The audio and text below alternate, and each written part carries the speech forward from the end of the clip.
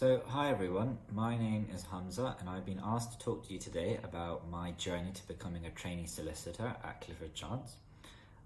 So I started off like everyone else doing GCSEs, and then for my A-levels I did maths, English literature and economics and business, which you can see are quite humanities heavy subjects. I didn't really see myself focusing on science-based subjects or pursuing a career that drew on any of those subjects. Around years 10 and 11, I also did some work experience placements, including a few with a few law firms.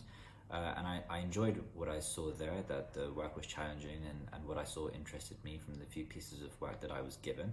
So I decided to pursue that kind of career. And so I did law at university. I did a 3-year law degree at UCL. I didn't really see myself doing a non-law degree such as history or geography because I wasn't really passionate enough about those kind of subjects to pursue them for a further 3 years. So I did a few of those masterclasses that universities run and taster days, and thought that the subjects and the topics that you're focusing on academically at university in a law degree were interesting. So I did that. I graduated in 2018, and then I did a 9-month job as a paralegal at a US law firm in their London office.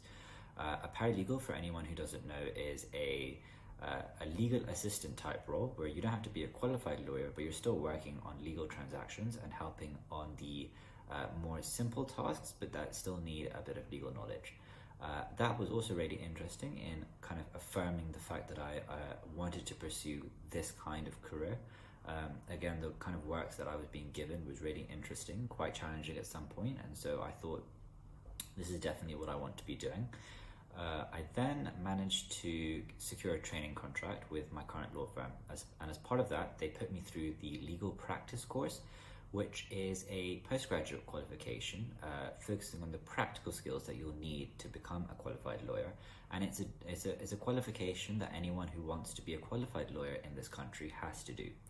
So I did that, and then earlier this year in February, I finally started my training contract with the firm. Now, this training contract is like a 2-year internship where you sit in 4 different departments, so 6 months each, and you see different areas, and then you decide at the end which area you'd like to qualify into, i.e. which area you'd like to specialize in. Now, the training contract is also something that you have to do if you want to be a qualified lawyer in this country. So I'm currently in my first seat. I'm in asset finance, which is basically the financing of high value assets. So normally these are things like aircraft, satellites, ships, and my firm specifically does a large amount of work in the aviation area. So we often represent the banks, i.e. the lenders, and the lessors, or the people who own the aircraft and are leasing them to airlines.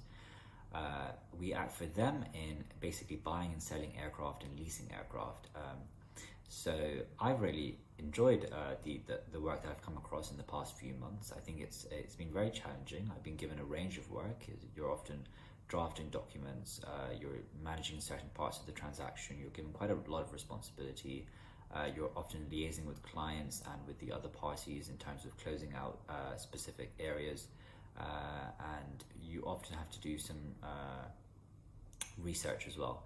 So there's quite a lot to be getting on with. I think my favorite part about my role is the fact that it is that varied. I mean, there's no telling when you wake up and you come into work on a specific day what exactly you're going to be doing that day. I think it kind of comes in and you have to deal with that as it goes along. And I think that kind of variety keeps you on your toes, it keeps you engaged, and it keeps you looking forward to coming into work every day.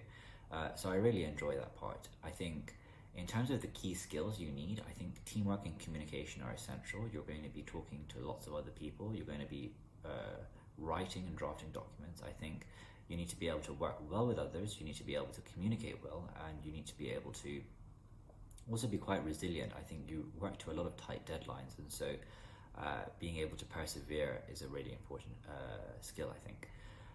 Least enjoyable role, I think sometimes you're stuck with a bit of the more mundane tasks such as proofreading, but I think again you have to be a team player and consider that it's all essential to kind of complete the transaction, so you're willing to put in that type of work.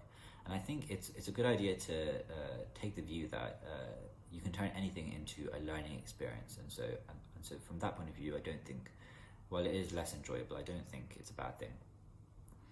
In terms of long-term career goals, I think if I just outlay the kind of the hierarchy, it's a trainee solicitor. Then when you qualify, you're called an associate. You're then banded in terms of how many years post-qualified you are. So 1 year post-qualified, 2 year post-qualified, etc. Until you get to senior associate, and then once you get there, the next step is partner. So hopefully, in terms of my career goals, it's to progress up these bands and hopefully eventually make it to partner at my law firm.